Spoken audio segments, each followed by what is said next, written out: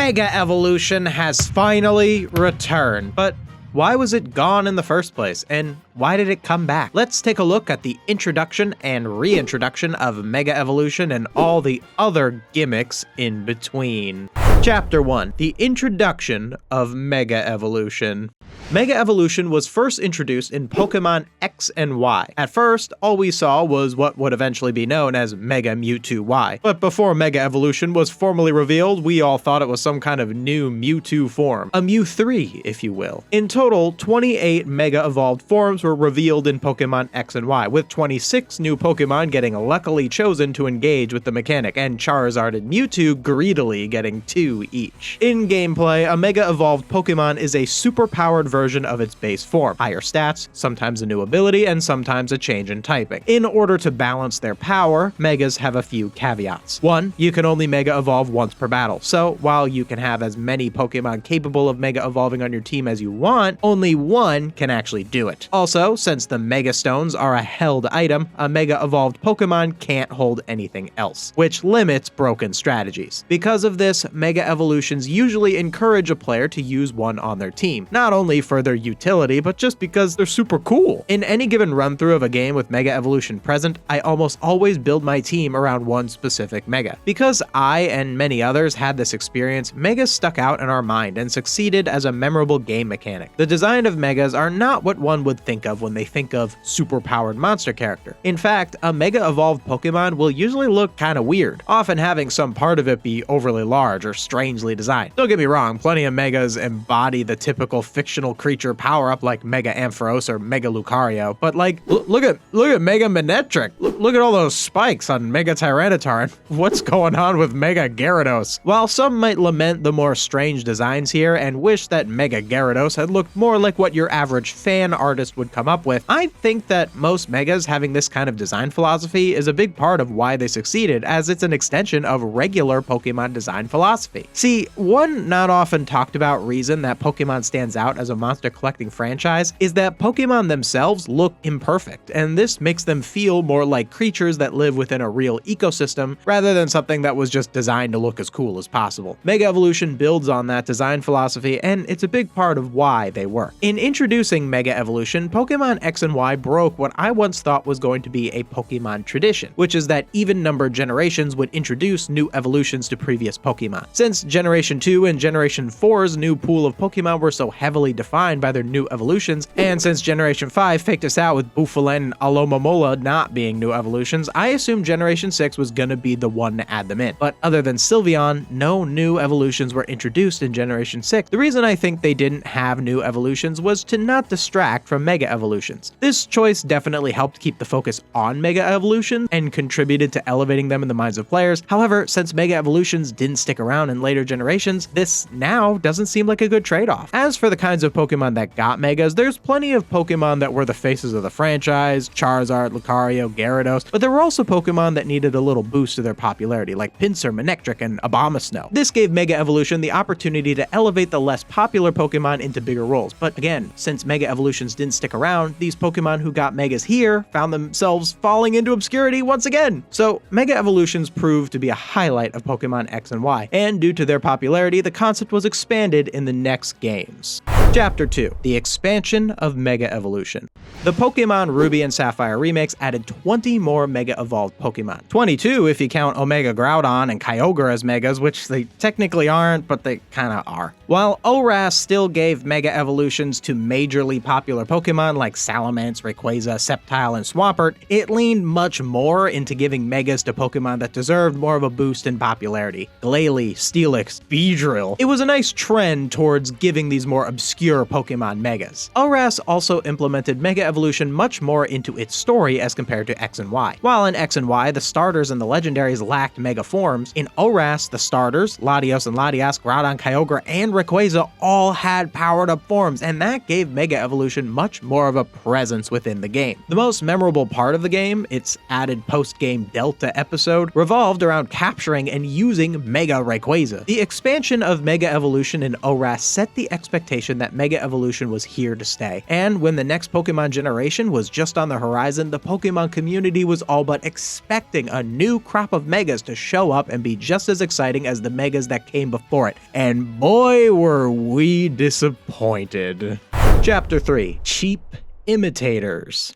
Pokemon Sun and Moon still had Mega Evolution, but its presence was more of a formality due to the inertia of it being in previous games. While ORAS seemed to set a precedent that new Megas would get introduced with each new game, Sun and Moon shattered that precedent and started a new precedent that each generation would get its own once-per-battle gimmick. In Sun and Moon, Mega Evolution was effectively replaced by Z-moves. A Z-move is basically like a Mega Evolved attack. Once per battle, you can have your Pokemon use the super-powered attack. Any Pokemon can use a Z-move, but there are some special Z-moves that are for certain Pokemon, and like your character dances or whatever. The downgrade is immediately obvious. A single attack is not and never will be as memorable as a brand new Pokemon form. So while I was always encouraged to use a Mega Evolved Pokemon on my team in the Gen 6 games, I pretty much never use Z-moves. Because of the way Pokemon battles are structured, a Z-move never amounted to more than just a big blast that one-shots whatever the strongest Pokemon in the opposing team is. And I'm sure that's great for all the kids out there who want to feel like a winner, but I'm more interested in deeper strategy. And I know lots of Z-moves can be strategic, and if you get deeper into Gen 7 competitive, there's definitely something there, but in a standard run of a Gen 7 game, Z-moves do not even come close to Mega Evolutions in terms of impact. I also do want to acknowledge regional forms. While regional forms aren't more powerful versions of the original Pokemon, their existence definitely substitutes that itch for new forms that Mega Evolution used to scratch. I'm a big fan of regional forms. I think they're great, but they do not fill the void left behind by Mega Evolutions, and they also could have just simply coexisted with them in the same game. Then Pokemon Sword and Shield just dropped Z-moves entirely. I know Sword and Shield got rid of Megas too, but I think it's really telling that they had to have a cooldown generation where Megas were present but downgraded before all but removing them, while they could just kinda ditch Z-moves and no one would care. The gimmick of Sword and Shield was Dynamax, where your Pokemon turns super giant for 3 turns and all its attacks turn into a different kind of move based on the type of the original move. These moves not only deal damage but also set up some strategic elements, like a sandstorm or a terrain or something. Unlike Mega Evolution and Z moves that could be used in every battle, Dynamax is restricted to only being used in gym battles, raids, competitive battles, and some other special story fights. While this was probably the best choice as Dynamax only really works with these big battles, it definitely lowers its presence in the overall story. But on the flip side, because you can only Dynamax in these big battles, you are encouraged to do it, and I will say it's pretty exciting when it happens. Similarly to Z-moves, I don't love that it mostly just amounts to doing big damage with not much other strategic value. Even though the moves themselves are designed to be strategically valuable because Dynamax moves are so strong, they often just feel like swinging a big hammer. While Dynamax is something that can be used by any Pokemon, Sword and Shield tried harder to capture the feeling of Mega Evolved Pokemon with Gigantamax Pokemon, which were Dynamax Pokemon that take on a new form. Since Dynamax happens so rarely in the game, and getting a hold of a Pokemon capable of Gigantamaxing was tricky, and even if the stars did align and you did use a Gigantamax Pokemon and only stay in that form for 3 turns, I didn't end up engaging with Gigantamax Pokemon very much at all.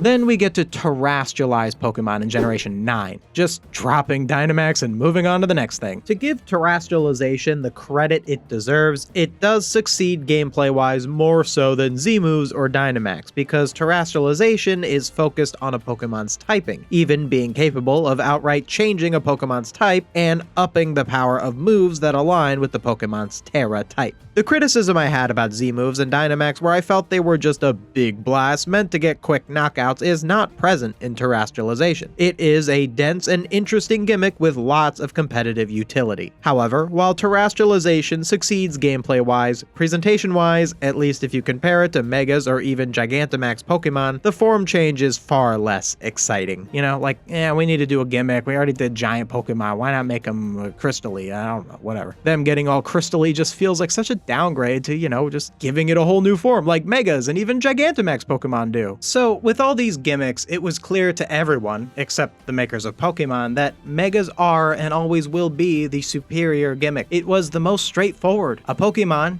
gets a super-powered form. Conceptually, you just can't beat that. You can only poorly imitate it. And finally, it seems like that's clicked with them. Chapter 4, Pokémon Legends Z-A.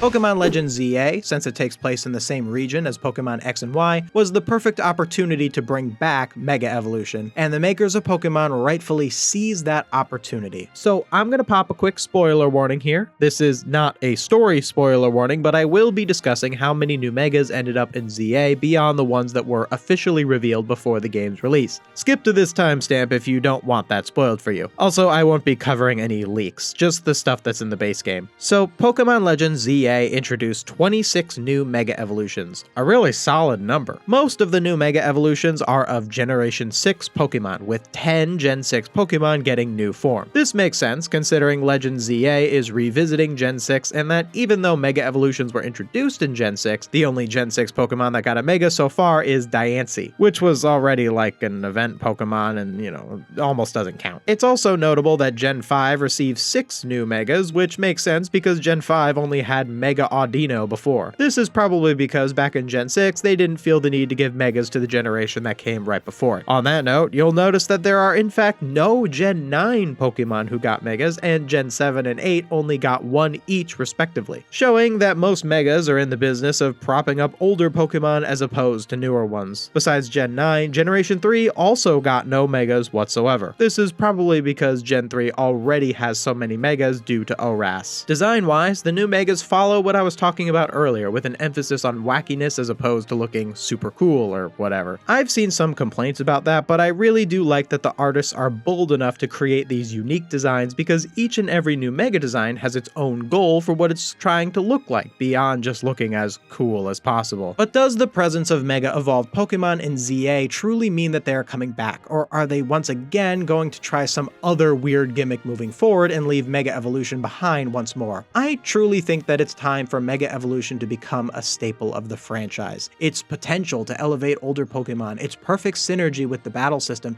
and it just all around giving us new creatures to engage with make it the kind of thing that should be more than just a gimmick, but a real part of the Pokemon series. Hey, thank you so much for watching. If you want to support the channel, I've got a Patreon, or you can become a channel member. Also, check out my other channel that covers movies and TV shows. I've got a few videos over there about the Pokemon anime. You should really check it out.